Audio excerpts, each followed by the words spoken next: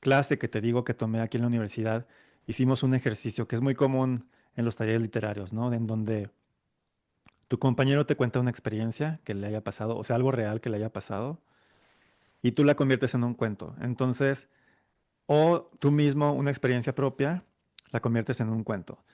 Es un ejercicio inicial que me parece muy útil porque ya sabes quiénes son los personajes, no hay que inventar nada. Ya sabes el recorrido, o sea, qué pasó primero, qué pasó después, cuál era el conflicto, cómo se resolvió. Digamos, no hay que perder tiempo como en inventar toda esta arquitectura de la ficción, ¿no? Entonces simplemente pues hay que narrar la historia. Digo simplemente que no es tan fácil, pero pues solo hay que contarla, ¿no? Yo creo que, y de ahí empezar a explorar cómo traducir lo anecdótico a lo literario. Entonces, me gustó mucho este ejercicio que hicimos, me gustó mucho el cuento que escribí de mi compañero y dije, ah, bueno, mi madre, si es como todas las madres latinas, todo el tiempo está contando historias de cuando era niña y que llegaba el tío y cómo llegaba el señor que vendía la leche y a los juegos a los que jugaban de niñas, ¿no? Entonces le dije, bueno, ¿por qué no me cuentas otra vez tus historias? Y yo escribo una novela de tus recuerdos, ¿no? Y así fue, la grabé, me empezó a contar todas las historias que ya nos había contado, pero bueno, fue un reto porque pues ahí te das cuenta que a lo mejor tu madre ya no recuerda todo tan bien y entonces empieza a mezclar fechas y a mezclar anécdotas y a lo mejor se contradice. Entonces, bueno, tuve que filtrar, depurar y darle sentido a toda esa maraja de recuerdos que tenía. Y eso es Plata sobre Gelatina. Me gusta mucho Plata Se sobre llama Gelatina. Plata sobre gelatina, ¿sí, no? Sí, Plata sobre ¿En Gelatina, qué año se que publicó este libro? 2023, en diciembre de 2023 lo publiqué y se lo regalé de Navidad. Ese era el primer libro. Es el primero que saqué, sí. Aunque el tercero, que ahorita vamos a él, es el primero que escribí en realidad. O sea, este sería como el segundo que escribí, ¿no? Pero este libro me gusta mucho, el de Plata sobre Gelatina, porque, bueno, estaba ubicado en México, en Durango, entre los 40, 60, más o menos, que era la época en la que mi mamá era niña. Pero luego va más atrás porque hay un fantasma, hay un antepasado, que es quien narra la historia, ¿no? Es el tatarabuelo que vivió en una hacienda a finales de 1800, principios de 1900. Y hay un retrato, por eso se llama plata sobre gelatina, que es la técnica que anteriormente, bueno, quizás a ti ya a mí nos tocaron. Las fotos se imprimían, ¿no? Se revelaba primero el rollo y luego se imprimían y esa técnica en donde hay una emulsión, por eso se llama gelatina, con sales de plata, que es lo que es susceptible a la luz y queda impresa la imagen, ¿no? Entonces hay un retrato del tatarabuelo en la casa y el retrato está encantado, el retrato está embrujado, el abuelo está amarrado a ese retrato, ¿no? El fantasma. Entonces él anda viendo un poco con asombro cómo ha cambiado la vida, ¿no? Cómo la modernidad ha tumbado todas las tradiciones que él tenía 50 años antes, pero esa modernidad que él describe, pues es realmente el pasado de nosotros, ¿no? Y de eso se trata Plata sobre Gelatina, básicamente. Excelente, o sea, es un recuento al estilo, bueno, no lo he leído, pero sí he visto algunos videos al estilo de Isabel Allende, creo que tiene algún libro también de sus ancestros, como que... Sí, La Casa de los Espíritus, sí, un poco es en ese sí, sentido, está muy cerca como del realismo mágico, sí. entonces, eh, pues es como difícil detectar tus influencias, ¿no? Pero yo creo que sí se te queda algo de lo que lees y entonces, pues a lo mejor por ahí puede haber unos, unas pocas reminiscencias de Isabel Allende, de García Márquez, de Cortázar, o sea, creo que, creo que es inevitable, ¿no? Ajá. Claro, así es. Lo que pasa es que cuando uno escribe, por ejemplo, yo escribí así mismo temas más como una autobiografía. El primer libro, los primeros cuentos fueron como una autobiografía, pero cambiada. O sea, como tú dices, o sea, como cambiado nombres, cambiado personajes, tal vez ciertas, los espacios, los ambientes, las ciudades, lo mismo, pero cambiado con otros nombres, con otras cosas, ¿no? Y claro, uno escribe, bueno, yo empecé así, ¿no? Como que escribiendo una autobiografía novelada, ¿no? Fue uno de mis primeros cuentos, digamos así. Y claro, uno después dice, no, pues esto está en la línea de la ficción histórica, entonces ahí recién me voy enterando que es ficción histórica o autobiografía novelada, ¿no? Entonces yo por eso le digo que este cuento que tú has escrito de tu familia, o sea, lo primero que se me vino es esta historia, que no lo he leído, o sea, te soy sincera, pero sí sé que existe la Casa de los Espíritus y más o menos en qué onda va, ¿no? Entonces, como que uno cuando escribe algo piensa que es algo personal, pero que está en el inconsciente social, en el inconsciente colectivo y se conecta con otras obras. Sí, además es inevitable tener un pasado común, ¿no? Latinoamérica es muy similar en muchos aspectos, cómo somos en familia, cómo eran las casas, las familias anteriormente. Entonces creo que, pues sí, evidentemente los libros se van a aparecer porque tenemos una historia compartida, ¿no? En ese sentido. Pero creo que también uno mismo es el primer punto de partida, dices, mi autobiografía, pero pues sí, partes de ti mismo. A lo mejor con más trabajo y con mayor exploración logras capturar historias de fuera, pero creo que al inicio tú eres el punto de partida, ¿no? Así es, eso es cierto. Después uno como que ya le va derivando a otras cosas y todo eso, pero Claro, y como, por ejemplo, cuando la escribí, pues no me puse a investigar tanto como dices sobre la ficción histórica. A lo mejor sí es ficción histórica, este que te cuento, porque sí narra algunos pasajes en la historia de México de un presidente que teníamos que se llamaba Benito Juárez, que fue muy importante. eh, y entonces hay unas menciones a eso, ¿no? Pero ahora que he podido estudiar un poco más y conociendo como las características de una ficción histórica, pues pude haber incluido como más elementos para que fuera realmente una ficción histórica per se, ¿no? Pero, pues no importa, ¿no? Tampoco es como, no caes en ningún género, tampoco pasa nada, ¿no? claro, así es, se mezclan a muchas de las veces, ¿no? Tal vez hay géneros o libros que se aproximan más a esta clasificación un poco más académica de los géneros, pero muchos de los libros a veces se mezclan, ¿no?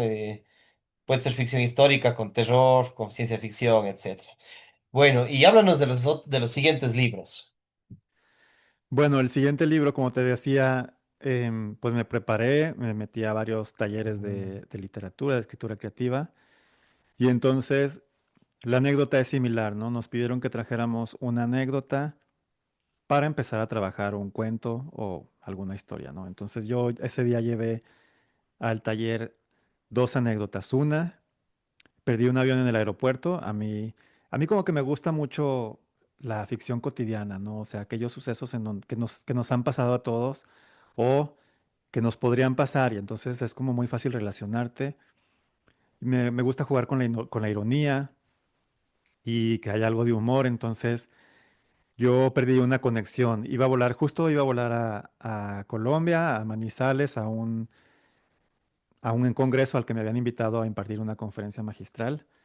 Y perdí la conexión de aquí de Aguascalientes, volé a Ciudad de México, pero el aeropuerto de Ciudad de México funciona de puro milagro, o sea, realmente es un caos, sale un vuelo cada minuto y llega un vuelo cada minuto, no sé, es imposible, ¿no? Entonces, pues por eso se retrasó mi vuelo de salida de aquí, cuando llegué allá ya no llegué corrí por me pasó todo tipo de cosas, ¿no?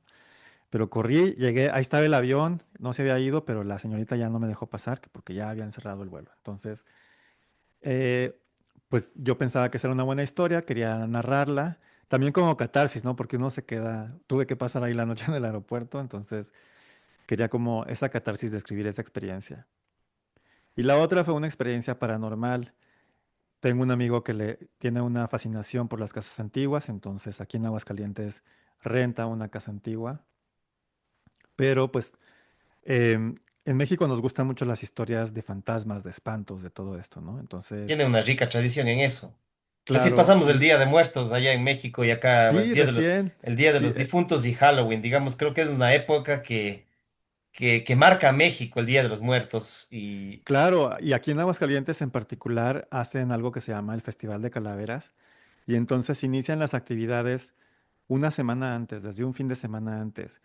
Y cuando digo actividades son conciertos, presentaciones de danza folclórica, exposiciones de arte, venta de productos, hay concurso de hacer pan de muerto, que bueno, es un pan muy rico, muy dulce, aunque el nombre está feo, pan de muerto, pero es un pan muy delicioso, azucarado.